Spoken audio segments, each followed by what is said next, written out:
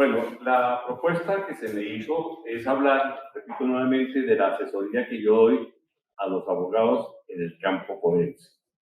Yo no soy abogado, yo soy psiquiatra y como tal lo que hago es participar, ayudando a los defensores de los acusados en estructurar la forma metodológica de afrontar un tipo de defensa frente a un señalamiento. Y más señalamientos como el que vamos a ver de tipo sexual. La siguiente, por favor. Bueno, yo no sé si se alcanza a ver bien ahí o no se alcanza a ver bien. Bueno, el primer elemento que quiero decirles a ustedes es que la psiquiatría es la parte de la medicina que se encarga de las enfermedades mentales. La enfermedad mental es una patología que afecta al ser humano de un menor grado, como un problema de ansiedad, a un mayor grado, como una esquizofrenia. Y que cubre todos los aspectos de la vida humana, desde las enfermedades psicosomáticas, pasando por las enfermedades psicóticas en general, y un capítulo muy importante en psiquiatría forense que llama los trastornos de personalidad, que son los problemas de patrones de comportamiento desadaptativos que influyen en la alteración del núcleo donde la persona está trabajando o viviendo, como en las familias. Ahí veremos a los psicópatas, a los narcisos y demás gama de este zoológico humano. Pero quiero señalar lo siguiente: la psiquiatría encuentra en cada caso una forma dinámica de explicar un comportamiento. De manera que el psiquiatra puede, a través de su experiencia como clínico, como médico y desde el punto de vista del examen mental, tratar de interpretar o de definir un comportamiento para enmarcarlo en una alteración que el sujeto en un momento determinado, bajo ciertas condiciones, puede aceptar, reconocer, identificar y superar cuando se trata de mejorar. Pero en el campo penal o en el campo jurídico en general, hacemos claramente una advertencia. El psiquiatra explica los comportamientos, pero no los justifica. Es un elemento fundamental que ustedes entiendan que nosotros, cuando explicamos la conducta de cualquier autor de un delito, no estamos en el plan de justificar el comportamiento. Yo recuerdo un término que se acuñaba hace muchos años. Decían que el camino más corto a la impunidad es la inimputabilidad, porque trataba de construirse una enfermedad mental con la cual, entre comillas, se justificaba un acto o se sustraía el sujeto de su responsabilidad jurídica. Y ese no es un plan de la psiquiatría. Es la psiquiatría, seguramente, habrá gente que lo intente hacer mal empleado. Pero entonces planteamos ese elemento como fundamental. El psiquiatra asiste al abogado defensor, tratando de entender todo el mecanismo de comportamiento del sujeto y ver la probabilidad de la inocencia, que nosotros no la dictaminamos. Simplemente excluimos una conducta psicopatológica o entendemos una psicopatología y la entregamos al abogado para que éste la maneje desde el punto de vista de la percepción punitiva o la búsqueda, ahí sí, de la inimputabilidad. Ahora, partimos de otro elemento también que es muy importante y verán ustedes por qué lo señalo. Y es que toda persona tiene derecho a la defensa. Lo digo porque en la siguiente, por favor, para no perderme en el hilo conductor, las conductas sexuales, ópale, no, ya, no, no me desorganice porque así usted me enferma. Las conductas sexuales y con ellas los delitos, cuando se atenta contra un bien jurídico, conllevan cargas emocionales de diferente tono que inciden en el juicio psicológico de los participantes en los procesos jurídicos. Este es un tema que se discute muy frecuentemente con el defensor. Bueno, con cualquier abogado que quiera estar planteado, presente en la discusión. Y es que los señalamientos jurídicos, y muy especialmente los sexuales, llevan una carga negativa a la relación de discusión jurídica y clínica. Es bien pesado manejar un señalamiento sexual. Por lo siguiente, porque defender un acusado de un delito sexual suele ser asimilado en el colectivo como una especie de aprobación de la conducta juzgada y por ende verse como con antipatía, y eso hace más gravoso la valoración jurídica y psiquiátrica. Y cuando uno entra a defender a un delincuente o una persona señalada, el delincuente ya es juzgado, una persona señalada de un delito, suele haber una especie de asociación en el colectivo de que uno está en el plan o en la patraña de justificar un conducto o un comportamiento disocial.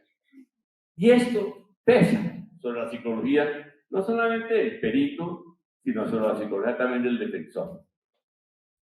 Menciono ahora, lo mencionaré más adelante, que se repito las cosas, lo que hace referencia a la carga reputacional. Hasta hace unos años, ya tengo aquí las...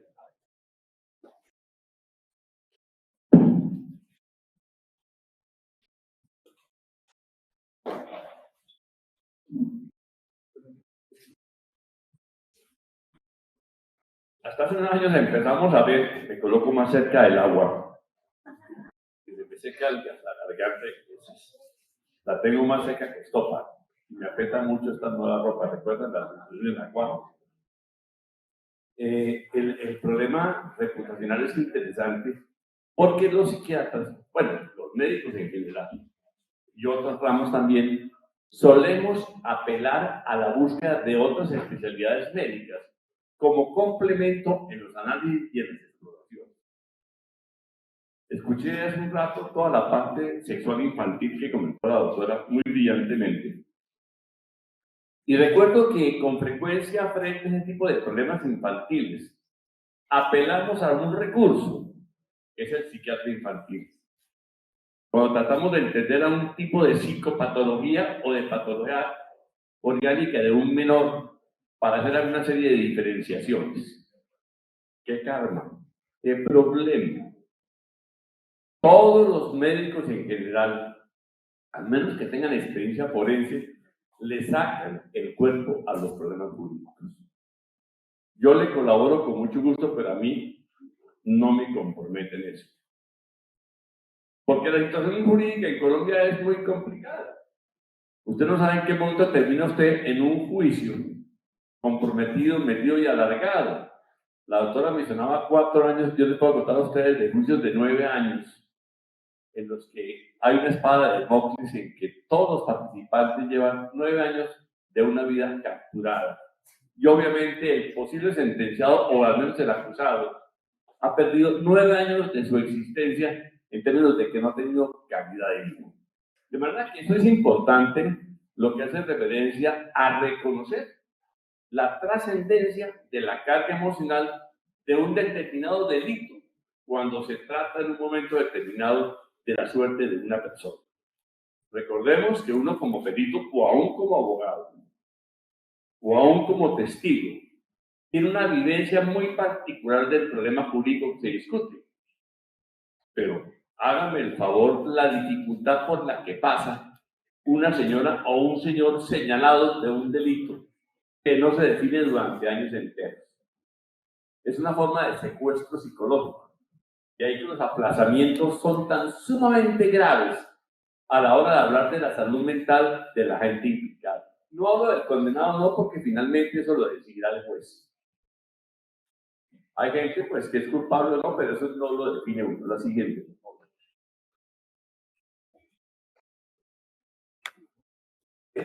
Preparando esta charla, tratando de ver qué había como en las defensas,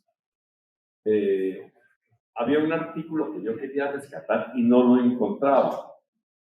Yo soy grande con los tontos y me llamó un exalumno mío, un abogado analista, y me dijo: usted nos dictó una charla y citó un artículo, tal artículo, el artículo que yo estaba buscando. Y yo, oiga, esto sí es mucha maravilla. El artículo del que tengo referencia dice: ¿están los jueces y abogados libres de sesgos de juzgar moralmente las acciones criminales? Eso para mostrarles a ustedes que el artículo, pues tiene 3 filitas, pero que no me quiero demorar mucho en ellas, señala básicamente lo siguiente: el derecho, como la medicina, tratan de ser al máximo objetivos, es decir, libres de cualquier emoción que perturbe su análisis crítico de una situación. La pregunta es: ¿esto es real? ¿Se da esto en realidad? ¿En qué momento quien nos juzga está moralmente en equilibrio. Pues muchos de ustedes no están en edad de recordar a Mr. Spot, en el viaje a las estrellas, por si lo recuerdan. Bueno, ya me tranquiliza. Digo, bueno, no, tampoco también.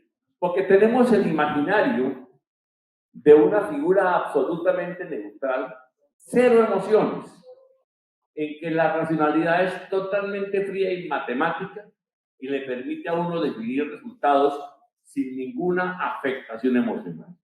Bueno, para bien o para mal, yo diría que para bien. La vida no es así.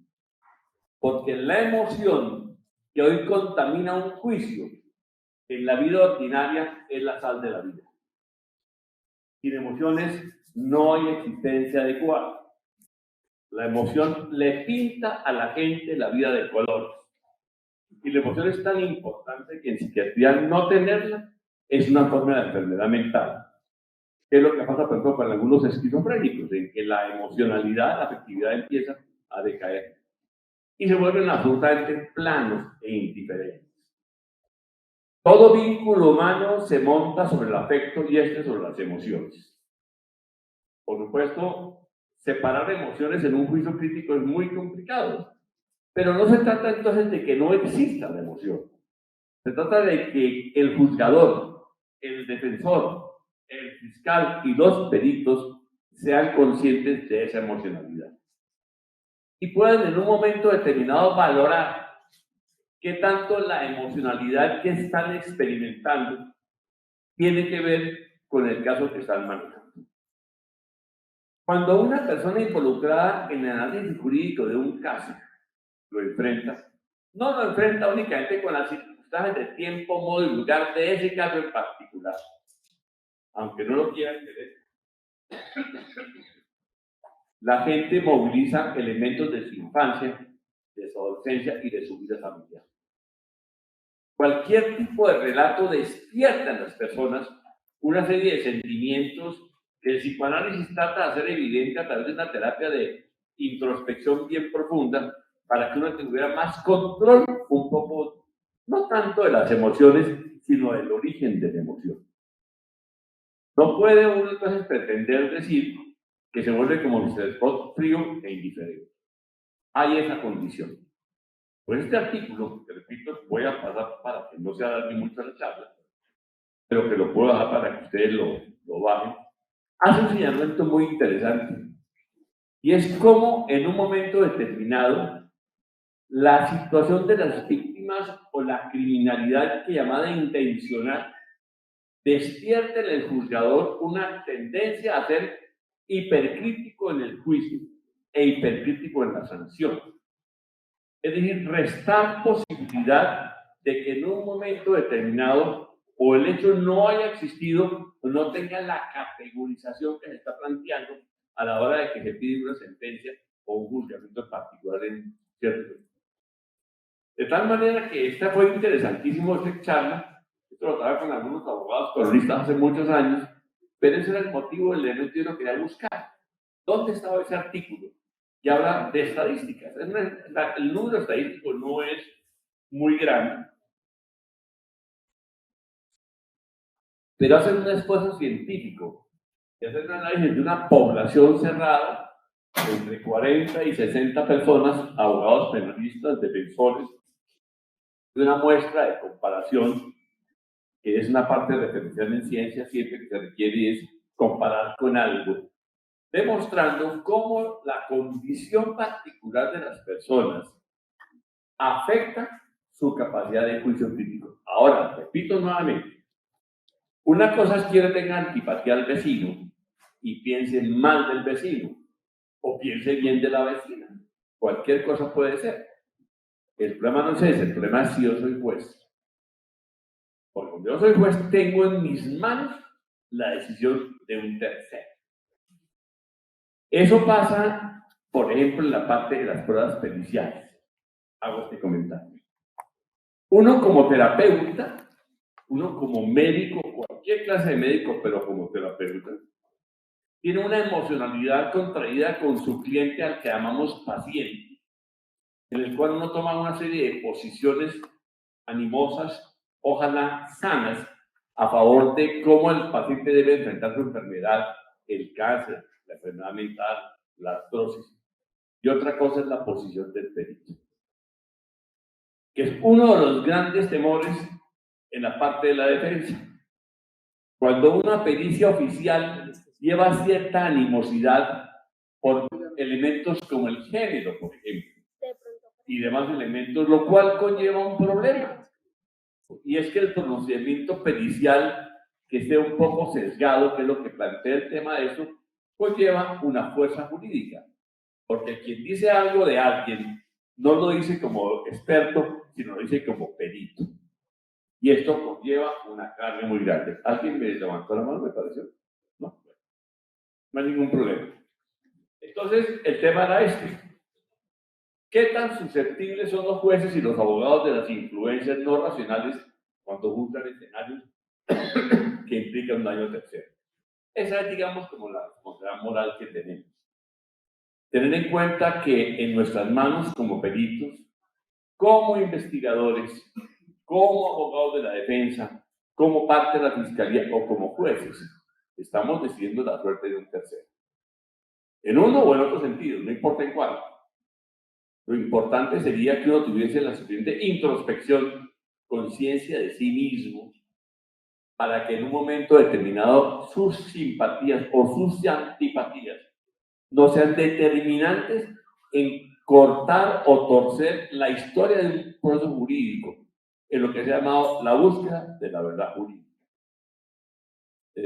Hace muchos años yo asisto a conferencias con abogados y en una charla que tuvimos en un hotel de la calle 100, creo que era el Cosmos, no recuerdo bien el hotel, eran fundamentalmente abogados litigantes. Los abogados litigantes son por definición peleadores. Quid litigio. Eso no es sino que uno los invite a pelear y ya están agarrados con todo el mundo, ¿no?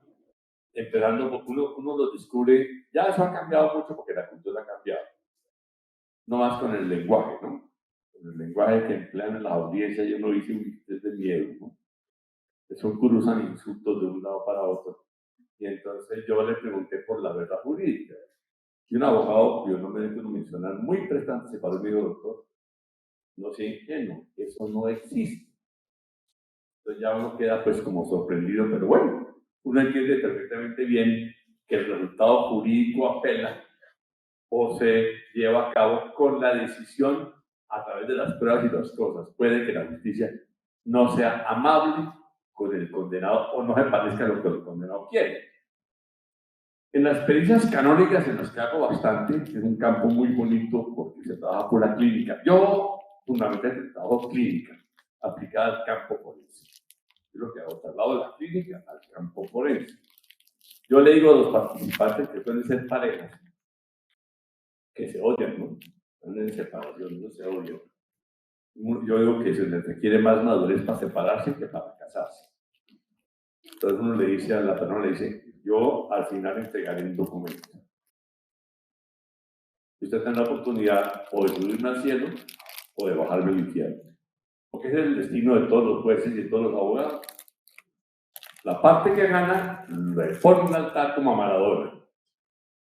Y la parte que pierde lo hunde hasta el infierno. La siguiente, por favor.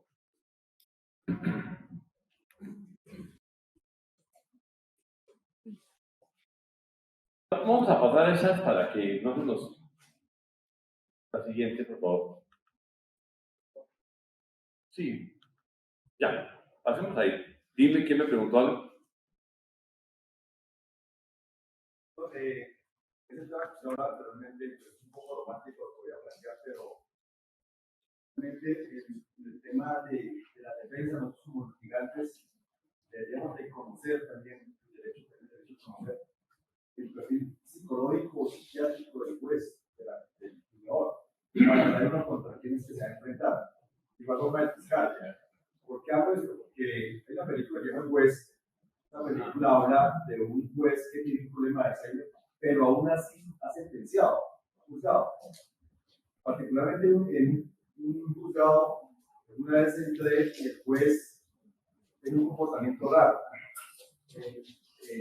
Yo, dentro del mi vasta experiencia, ya tiene un problema. Con el paso de los años, siempre programa un ministerio de la psiquiatría. Entonces, ahí después no conoce el mismo comportamiento de las carencias humanas que llevan las cartas para juzgar. Nosotros como litigantes, generalmente yo cuando en un tipo de delitos sexuales veo que la fuente que puede encontrar legalidad de una mujer, cuando veo que el programa, o me ha tocado, digo, voy perdiendo. Y cuando un día me tocó una fuente de control de garantía, ¿no? Y un fiscal, pues por movimiento y todo, me dio la impresión que tenía, era gay.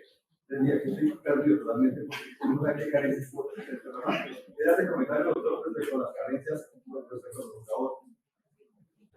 Lo que creo es que de entrada los abogados litigantes y en particular cuando es un delito sexual, sabemos que llevamos esa carga adicional del impacto que genera en la sociedad en cualquier persona, llámese juez, no juez, o sea, cualquier persona, el impacto social que genera el saber que es un delito sexual contra un menor de edad es una carga adicional que nosotros llevamos de entrada en cualquier situación. Bueno, la reconoce la carga. Y lo importante es entender qué tanto soy capaz de que esa carga no afecte mi libertad interna, mi juicio crítico, mi sentido analítico. O sea, no es que deje de existir, porque si se vuelve insoportable, pues hago una hipertensión y después un accidente cerebrovascular y quedo paralizado. Entonces, mejor no me meto en ese campo. Hay gente que evita el litigio, el derecho, por las implicaciones afectivas. Vuelvo a comentarles, el litigio es donde uno ve más el ardor emocional de los abogados. Esto ha cambiado. Yo, que lo vivo hace muchos años, esto ha cambiado. Yo creo que la cultura, apenas hablo un poco del tema, excusa, que la cultura ha hecho que el abogado recurra más a la argumentación y a la investigación que al insulto. Porque uno lo ve, no menciono los nombres, no, abogados muy prestantes, pero no se demoran en un juicio en decir, usted allá es una porquería. Y después tiene que estar a mediar, sobre todo el nombre de los testigos. Se volvió muy de moda agregar los testigos amenazados para que el testigo tenga dificultades a la hora de dar su testimonio de lo que vivió a raíz del tema que se está manejando. De manera que sí, uno tiene que mirar eso, se requiere cierta cachaza, cierta fuerza para hacer el litigio, pero quienes nos metemos en el campo jurídico, en uno u otro elemento, siempre tenemos que tener en cuenta eso. Existe un riesgo, y es el riesgo emocional. Hemos visto abogados que hacen infarto en las audiencias. Por lo recuerdo uno no muy lejano, como 4 años, que en plena audiencia hizo un infarto. Pues no será el único, porque no todos se mueren en la audiencia. Se mueren, pueden morir después de la audiencia, ¿no? El asunto es que sí. O sea, lo que quiero señalar aquí es eso. Tengamos en cuenta que analizar casos jurídicos de contenido sexual implican emocionalmente un problema para el litigante, para el mismo fiscal, aún para el mismo juez. ¿Hasta qué momento el juez tiene que sentenciar?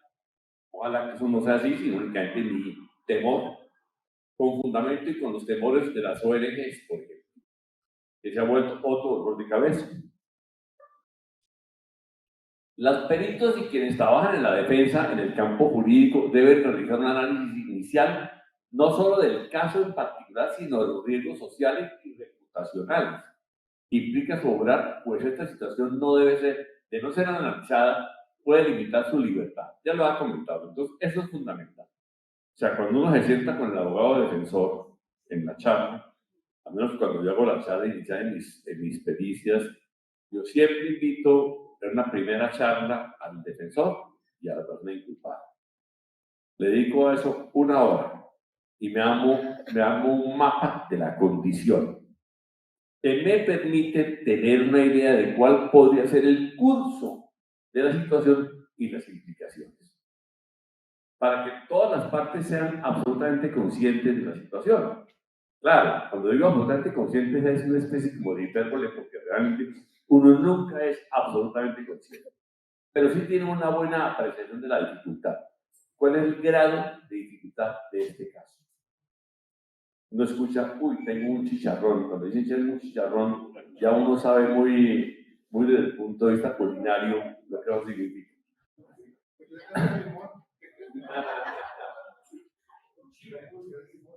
Bueno, está un poquito pequeño, pero yo lo traduzco aquí. Dice de los riesgos. Es diferente la defensa del acusado de la defensa de la víctima. Pues desde lo social, a todos los intervinientes los afecta un proceso de esta categoría. ¿Cuál es su posición? ¿Frente a la víctima o frente al acusado? Se recuerda el riesgo de dramatización, teatralización y un escenario con la socialización y publicidad de grupos de defensores sociales cuya utilidad no se niega, pero que implica riesgos para la neutralidad de un proceso jurídico. Hoy en día, un proceso jurídico de cierta renombrancia no queda demostrado. Aparecen ustedes en los periódicos, en la radio, en 7 días en el mundo, en una cantidad de programas especiales que me dicen que están presentes de manera que mejor no hablo mucho de ellos, pero que tienen de ese tipo de perfil dramático de lo social una forma de exponerse y comunicarse socialmente. Y esto conlleva grandes problemas, porque esto, repito, pesa nuevamente sobre las personas. Las ONG, los defensores del género y otros hacen difícil el trabajo de la defensa en los delitos sexuales y eso debe ser tenido en cuenta para plantear la estrategia defensiva. El doctor que preguntaba hace un rato hablaba de que le tocó con un gay, que le tocó con una mujer y yo estoy en la olla. Sí, hay ese problema cuando en un momento determinado una serie de tendencias culturales se han venido imponiendo. Con un rasgo que yo llamo defensivo porque es útil, pero a su vez fanático porque pierde la neutralidad. No hay la menor duda de que la mujer ha cambiado y está en un proceso de defensa de su integridad y de su autonomía. Pero de la misma manera como la mujer logra esos desarrollos, hay una especie de fanatismo en ese campo que hace que unos grupos de tipo femenino, por lo menos femenino, busquen otro tipo de posiciones mucho más, digamos, fanáticas que les impide tener la objetividad frente a los hechos. Y se hacen grupos. Y se hacen grupos. Usted va a ver que los grupos de las ONGs, los grupos de transexuales y demás elementos, no se bastan con su sola posición, sino en colectivos. Colectivos que se tornan de pronto amenazantes. Repito, es importante la defensa. No hay que olvidarse que la defensa es necesaria.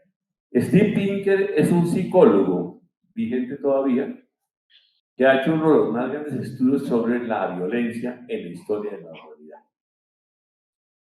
Y este autor, que ustedes lo pueden consultar tranquilamente, tiene varios libros, nos dice lo siguiente, dice, miren, la violencia de todo tipo, incluida la sexual, ha estado presente siempre en la historia de la humanidad.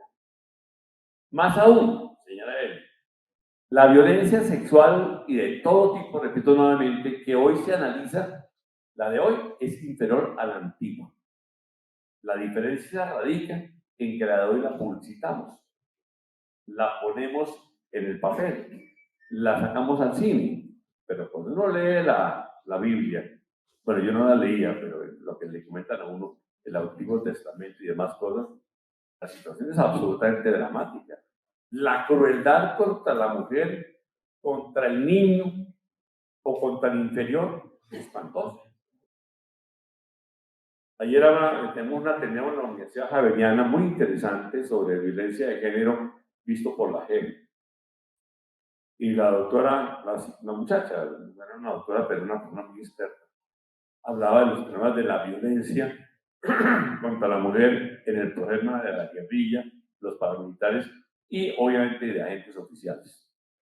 Y hablaba de la vergüenza que produce o la humillación que produce en la mujer la violación. No mencionó ni una sola vez que el hombre también es víctima de violencia sexual. Y que para el hombre no es menos grave, pero es muy doloroso reconocer que ha sido víctima de la violación. Y no se diga usted, pues, de los embarazos, la invasión genética. cuando se castigaba a los musulmanes embarazando a las mujeres para contaminar su estirpe genética. No, los humanos somos un lujo de particularidades, pero hemos logrado muchas cosas. Entonces, hoy en día tenemos unos graves problemas de tipo social, de violencia y de género, pero quiero recordarles a ustedes que esto está siendo muy grave, mucho mejor que antes, lo cual no significa que nos vamos a sentar aquí a darnos golpes de pecho de que algo lo hemos logrado. No, la cuestión siempre sigue siendo muy difícil. Los problemas de filicidio, de matricidio, en Europa misma están presentes de una forma diferente. Y los niños siguen siendo víctimas, ¿no? Pero estoy de acuerdo con el abogado, el doctor, que decía el problema de las mujeres, jueces o lo que se quiera, por el riesgo que se tiene de que en un momento determinado el acusado sea un hombre, la víctima sea una mujer o un menor, y la pregunta que uno se hace es qué tanto es el equilibrio de lo que viene, de los señalamientos. Que sea equilibrio. Bueno, el psiquiatra, como experto en salud mental desde el punto de vista de la psicopatología, vuelvo a insistir, mi campo son las enfermedades mentales. Yo no hago programas educativos, yo tengo un tipo de elementos de ese corto. Trabajo en la parte auxiliar, en la parte de criminología, que es muy importante. En lo pericial, evidentemente, aportando en un proceso del conocimiento sobre la forma como la enfermedad mental o es inductora o es el resultado de una infracción de parte de alguien. Por ejemplo, en el caso del estrés postraumático. Cuando la gente sale de una violación y queda con una afectación psicológica que hay que medir para que el juez tenga manera de calificar la gravedad del delito que está identificado. Como asesor, es el papel que hacemos con mucha frecuencia, en que no somos peritos, pero asesoramos. En algunas empresas de abogados, entonces le llaman a uno y discutimos, como se discute aquí, amablemente. Se analiza y se hacen recomendaciones, advirtiendo de que no somos expertos, sino una parte del grupo de expertos. Apoyos en la investigación científica, desde luego, y la asistencia en el caso de asegurados, y estoy aquí hablando en particular de los problemas laborales. Pero no quiero pues detenerme en ese punto. La siguiente, por favor, me fue la asesora. ¿Ya pasó? Bueno, ¿qué le pide el psiquiatra forense al abogado que lo consulte? Varias cosas. La primera es, defíname para qué quiere usted que examine al paciente. Eso es muy importante. A veces, algunos abogados, los menos. Lo que piden simplemente es cumplir con un cometido. Yo creo que vamos a requerir que lo vea un psiquiatra. Entonces, que lo vea usted, doctor. No, ¿para qué? Debe un sentido. El segundo es puntualmente el profesional del derecho debe dar clara su teoría del caso. No estoy hablando de la posición del fiscal en el juicio. Uno le pregunta al abogado, ¿cuál es su opinión jurídica de eso? ¿Por qué es tan importante? Yo tengo una analogía. Esto es una orquesta. El abogado defensor es el que dirige la orquesta. Y uno es el primer violín, o el de la batería. De manera que uno no puede rendir como perito si el abogado que se va a encargar de la defensa no tiene claro todo el contexto de la situación jurídica.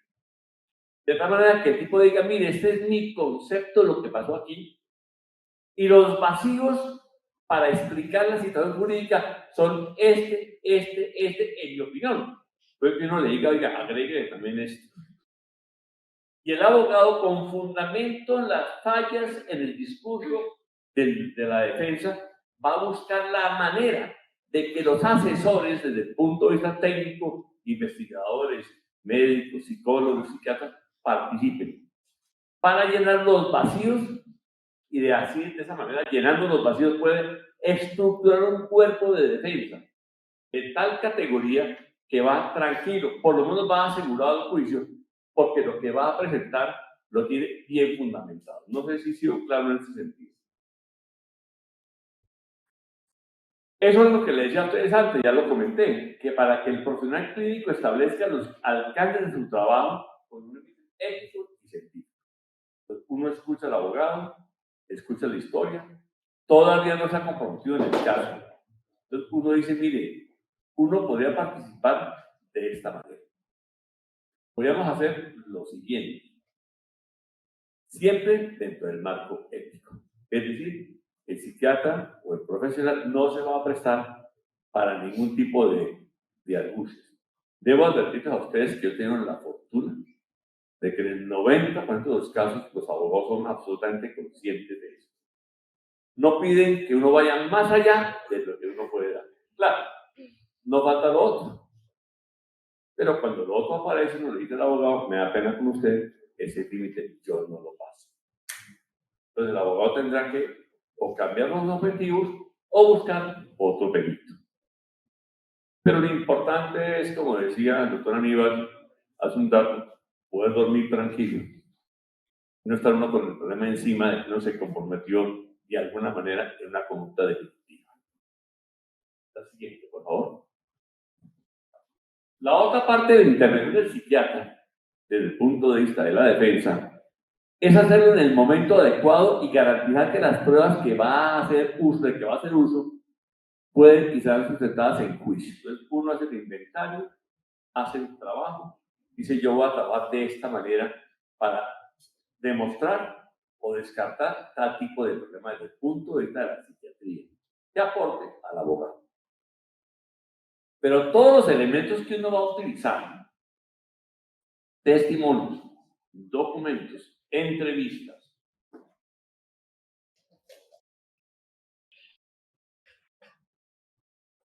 serán elementos en materia de prueba que serán presentados en el juicio. Y uno no va a ir al juicio a fundamentar un diagnóstico clínico psiquiátrico si antes de ese elemento no se han presentado las pruebas que el juez reconozca. Es decir, no son hipótesis de a mí me dijeron, por aquí aparecen, yo como que sospecho, no. El evento tiene que ser fundamentado, para que la estructura defensiva esté muy bien organizada. Entonces, cuando uno hace una referencia analítica sobre impulsividad o sobre explosividad o sobre conducta epiléptica o alguno de estos elementos bien extraños en la psiquiatría, que uno tenga la seguridad de que los elementos previos van a aparecer en juicio. De manera que uno le plantea al juez la existencia del fenómeno y el juez va a encontrar los antecedentes de ese fenómeno. Va a encontrar que el testimonio de A, que el documento B, que la historia clínica C, le dan respaldo técnico, científico a lo que el perito dice. Si algún comentario me lo interviene, porque de pronto yo... La otra cosa es pedir que le damos la información necesaria. No puede no haber información necesaria, tiene que pedirlo todo y todos lo tienen que dar.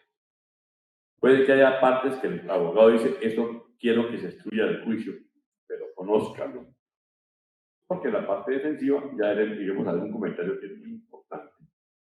Bueno, recordar que la medicina psiquiátrica forense no es asistencial, o sea, nosotros no hacemos intervención terapéutica. Por eso al cliente le decimos cliente y no paciente. Aunque uno, como consecuencia, se equivoca, pero se entiende perfectamente bien que uno no va como terapeuta. Doctor, al final de la entrevista me puede formular, no señor. Ese no es mi trabajo con usted. Mi trabajo con usted es opinar desde el punto de vista de la psiquiatría respecto de una situación jurídica cuestionada. No es de ninguna manera formular. La siguiente, por favor. Desde luego, cuando uno comienza con un imputado, mira esa parte. Se inicia con la posibilidad de una falsa imputación o con elementos como una posible inimputabilidad o elementos que lleven a la atenuación punitiva. Esos son a veces los elementos, digamos, como más importantes, ¿no? Es lo grande, no es lo único, pero es lo grande. ¿Ante qué estamos? Habrá aquí una falsa imputación, que veremos que es más frecuente de lo que ustedes imaginan. O habrá aquí una inimputabilidad. O habrá una atenuación punitiva por alguna condición médica o médico-social. La siguiente, por favor. Para todos los efectos, el perito debe contar con el estudio de los hechos desde las diferentes versiones de ambas partes. Entonces, ¿qué hacemos los peritos? Pedimos un inventario. de toda la documentación a favor y en contra del sujeto. Nada puede ser excluido, de manera que uno revisa todos los documentos y todos los analiza desde la perspectiva clínica psiquiátrica. Hará la parte jurídica el abogado en su momento, pero uno como psiquiatra va a revisar la existencia o el rastro de una enfermedad mental o la falta de ella. A veces se requiere que haya falta de ella en un momento determinado para que uno pueda, digamos, como fundamental. Entonces uno requiere documentos. Y los documentos van incluidos los de la supuesta víctima, aunque uno como psiquiatra forense no va a ver a la víctima, para evitar fenómenos de contaminación. Pero sí recibe los informes. Recibe los informes del psiquiatra de la parte opuesta, para hacer lo que se llama una refutación, si es del caso. La refutación, me adelanto aquí, es cuando un concepto científico se enfrenta con otro concepto científico. Las peleas en ciencia no son ad hominem, son al concepto o al documento. Cuando yo peleo con un colega al que quiero mucho, no peleo con el hombre, peleo con el concepto. No estoy de acuerdo con su concepto en tal sentido, difiero de ese concepto en tal sentido, pienso lo siguiente. De ninguna manera intentamos atacar a la persona. Es que usted es un tal por cual pendejo, usted no sabe nada más bruto. Eso no. Eso en ciencia no ocurre. La idea fundamental es esa. Toda discusión es sobre conceptos. El análisis de los circunstancias de tiempo, modo y lugar que permiten hacer juicios de coherencia temática de la realidad con alta probabilidad de lo que le ocurrió sea cierto y se pueda probar en juicio. Aunque uno va a trabajar sobre un hecho, hablamos del actor. El actor no es un elemento inmóvil puesto en el espacio. Uno va a hablar de los momentos concretos en que ocurrió el hecho, pero no hay la menor duda que uno tiene que pedir toda la información con elementos pertinentes de coherencia temática. Porque los humanos mantenemos un status quo psicológico. Tenemos cambios o variaciones, pero en términos generales mantenemos una especie como de identidad. Uno le dice a la gente, oiga, ¿usted qué opina de Pedro? Dice, Pedro es muy querido, pero es un antipuntual. Y además es algo mentiroso. Uno se da cuenta de que ese concepto de Pedro no se refiere a lo que Pedro hizo ese día, sino hablamos de una historia, de una forma de comportarse. Ese elemento va a ser fundamental cuando uno, a la hora de hacer diagnósticos, hable de lo que se llama trastorno de personalidad, que es un tema muy apasionante, pero que aquí se saltea por completo. La siguiente, por favor. Bueno, ¿qué hacemos con el imputado o el acusado? Lo primero que el psiquiatra hace, ya ha tomado toda la argumentación científica. Documentos, historias, referencias, testimonios, todo lo que usted quiera. Ya tenemos una especie como de universo psicológico, social y jurídico del sujeto o de la sujeta, que puede ser hombre o mujer. En ese momento hacemos un examen mental. El arma del psiquiatra es el examen mental. Nosotros somos fundamentalmente semiólogos. Es decir, identificamos signos y síntomas que afectan una serie de patrones ya claramente definidos y aceptados mundialmente.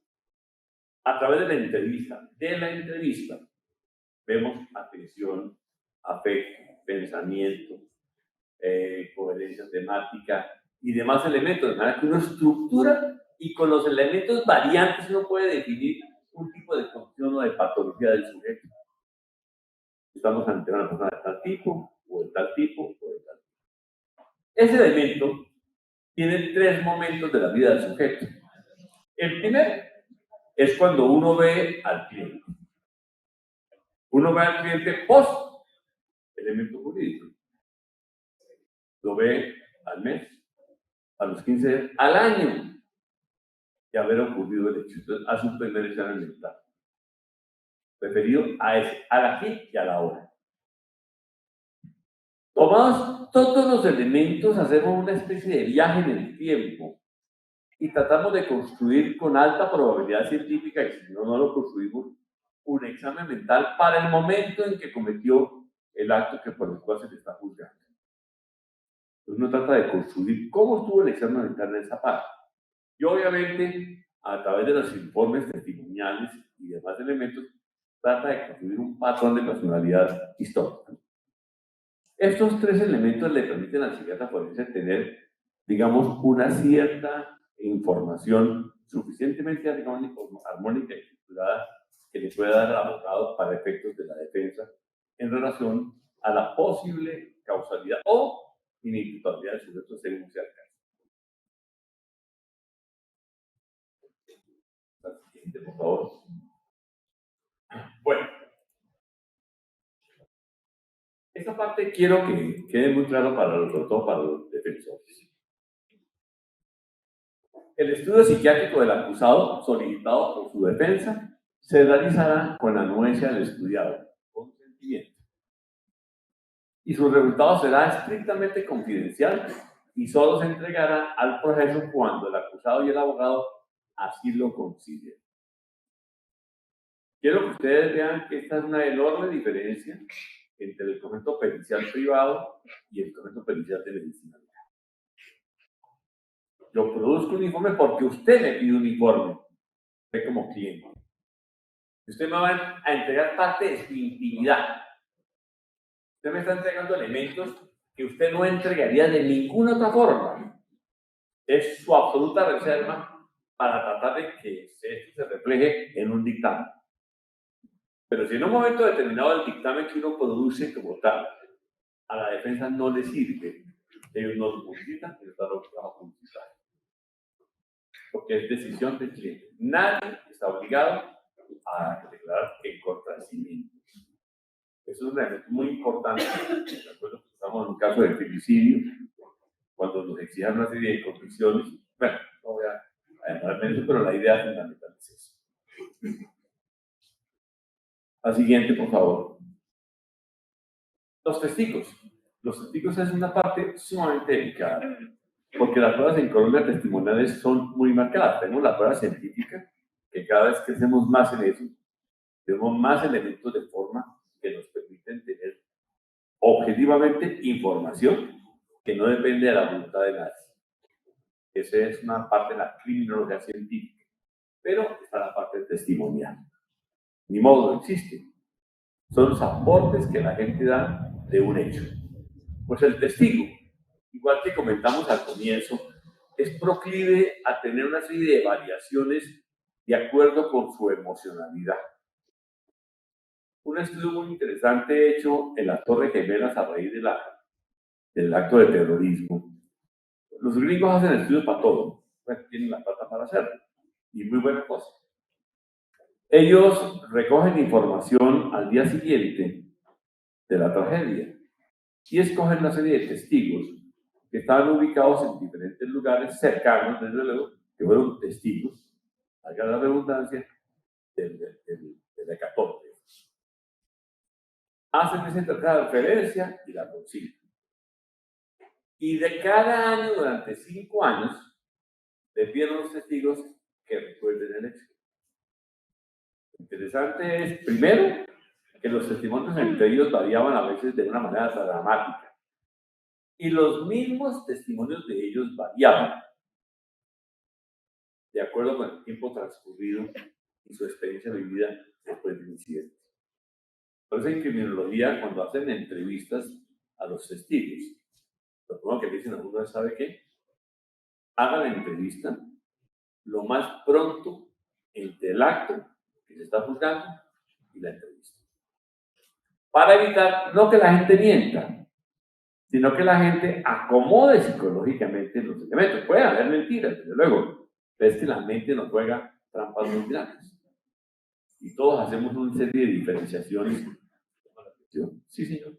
No, con respecto a usted ejemplo de recordatorio de los eventos de la memoria, ¿qué herramientas usted sugeriría para poder trabajar con los testigos hasta el mismo juiciado o imputado para poder retrotraerlo al pasado o retrotraerlo a una fecha cercana a lo que sucedió? Estoy hablando de unos hechos que sucedieron, decía, en 2002 y estamos en 2022.